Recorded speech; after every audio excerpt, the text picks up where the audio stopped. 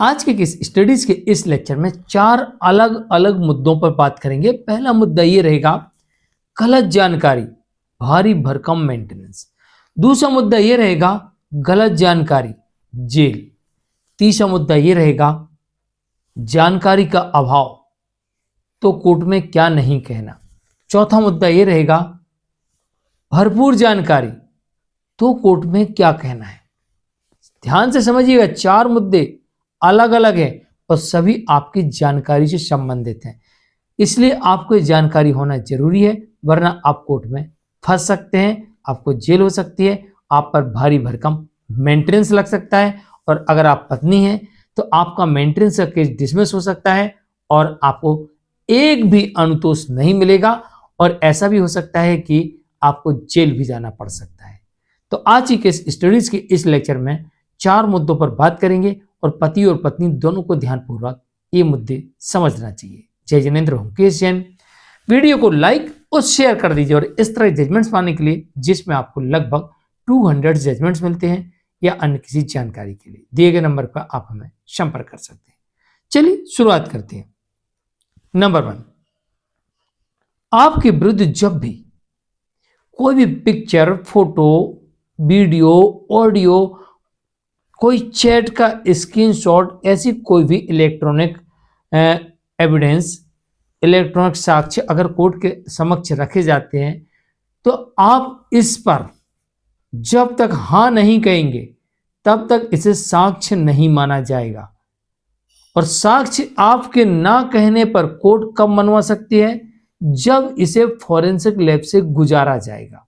ध्यान से समझिएगा, इलेक्ट्रॉनिक एविडेंस, कोई भी फोटो, वीडियो, ऑडियो, चैट का स्क्रीनशॉट, कहीं से भी आपने कोई स्क्रीनशॉट लिया और उसे आपने कोर्ट के समक्ष रखा।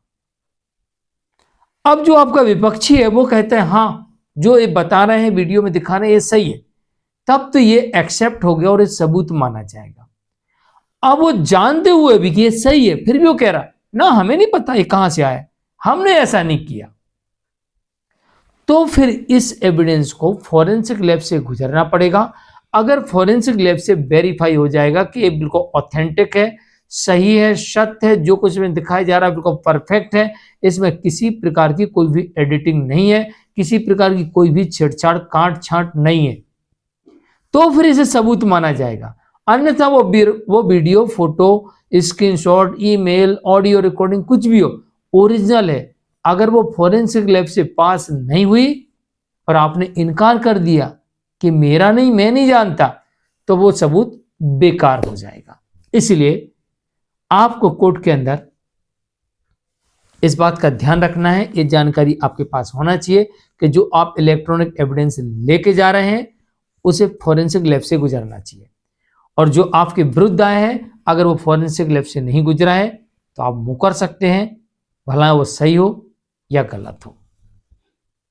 नंबर 2, आपके ऊपर जो आरोप लगाए गए हैं उन आरोपों को साबित करने का भार आपराधिक मामलों में सामने वाले के ऊपर है। तो जब आपके ऊपर गंभीर से गंभीर आरोप लगा दिए जाते हैं तो ऐसे आरोपों से घबराने की बजाय सबूत मांगिए, समय मांगिए, डेट मांगिए, महीना मांगिए, दिन था कि रात थी, किसने अपनी स्वयं की आंखों से देखा, आई विटनेस मांगिए, फिर उसे साबित करना पड़ेगा। अगर वो साबित नहीं कर पाता है तो आपको ऐसे गंभीर आरोपों से डरने की कोई आवश्यकता नहीं है। लेकिन जानकारी के अभाव में आपने वो आरोप स्वीकार कर लिया, या फिर जानकारी के अभाव में आप कोर्ट जाना बंद कर दिए, तो फिर आप इस केस में फंस सकते हैं।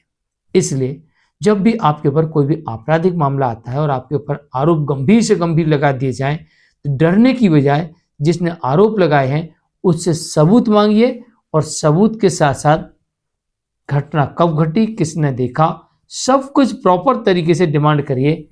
और अगर सब कुछ प्रॉपर तरीके से आया तो आप दोषी हैं, अन्यथा आपको बरी किया जा सकता है। नंबर 4, मेंटेनेंस के मामले में। नंबर 3, मेंटेनेंस के मामले में बिल्कुल भी हीला हवाली पति को नहीं करना चाहिए, वरना भारी भरकम मेंटेनेंस लग जाएगा।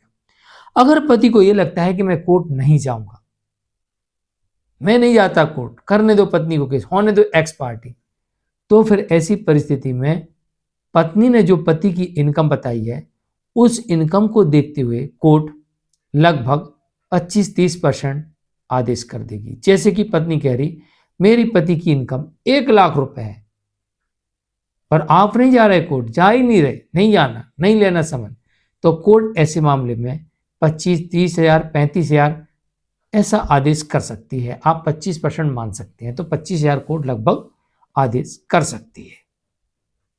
और अगर आप कोर्ट जाते हैं और अपनी तरफ से पक्ष रखते हैं और आप अपनी इनकम का प्रूफ, एक्सपेंसेस का प्रूफ, लायबिलिटीज, एसेट, इसके अलावा पत्नी ने कोई अपराध किया तो उसका सबूत, क्रूरल्टी की उसका सबूत, अडल्ट्री में है उसका सबूत, इनकम है उसका सबूत, अगर आप कोर्ट के सामने रखते हैं तो फिर कोर्ट दोनों पक्षों को सुनने के बाद उसके बाद फिर तय करेगी आपके केस में कितना मेंटेनेंस लगना है या बिल्कुल भी नहीं देना है।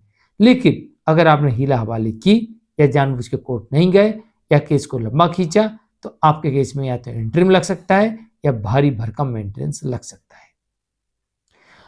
नंबर 4, अब आपको लगता है एक्स पार्टी हो जाने दो, देख लेंगे। अगर आप इस भ्रम में हैं, तो अगर आपके केस में एक्स पार्टी होता है या फिर गलत आदेश हो जाता है, तो आपके पास में कोर्ट के सामने पक्ष रखने के लिए प्रथम दृष्टया ऐसे साक्ष्य होना चाहिए कि जिसमें कोर्ट पहली ही बार में आपके केस को सुन ले और उस पर स्टे कर दे। और अगर आपके पास में ऐसे कोई साक्ष्य नहीं है, तो ऐसी परिस्थिति में आपके केस में सबसे बड़ा रोना आपके सामने ये आ जाएगा कि आपसे कोर्ट कहेगी पहले आप 50% जमा करो जो आपका बकाया है, उसके बाद हम आपको सुनेंगे। और आप एक हाथ से आंसू पहुंचेंगे, दूसरी तरफ पछताएंगे कि मैंने बड़ी गलती कर दी। क्योंकि कोर्ट स्टे तभी करती है, उस आदेश को स्थगित उसी स्थिति में करती है जब आपके पास में निचली कोर्ट के आदेश को चुनौती देने के लिए पर्याप्त साक्ष्य हो। अगर आपके पास में पर्याप्त साक्ष्य नहीं है, तो फिर आप यहां फंस जाते हैं। तो ये गलती कभी मत करिए। इसके अलावा आपके परिवार में जो लोग हैं उन पर कितना खर्चा करना है, इसका विधिवत हिसाब दीजिए। कोई बीमार है, किसी का इलाज करवाना है, किसी का ऑपरेशन होने वाला है, किसी की पढ़ाई है आगे, किसी की शादी है, उसकी डिटेल भी कोर्ट में दीजिए कि मुझे आगामी आने वाले महीनों में ये मेरे ऊपर खर्चा और आने वाला है, ताकि कोर्ट इन सभी तथ्यों को देखते हुए फिर उस केस में मेंटेनेंस का आदेश करे। मैं हूं केस जैन, आज के लिए इतना ही। नमस्कार।